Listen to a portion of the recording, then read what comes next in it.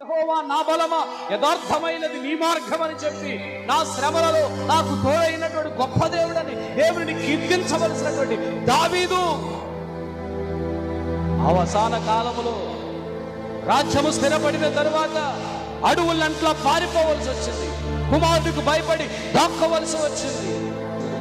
తన సుందరుడైనటువంటి అబ్షలోము ఎంత అందంగా ఉంటాడో అలాంటి సొంత కుమారుణ్ణి కోల్పోవలసి వచ్చింది.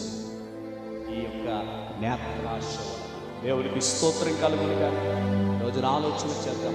శరీరాశ వలన యాషావు ఆశీర్వాదాలను పోగొట్టుకున్నాడు. నేత్రాశ వలన దావీదు తన కుటుంబంలో తన కుటుంబం వారితోటే యుద్ధాలు కొని తెచ్చుకున్నాడు.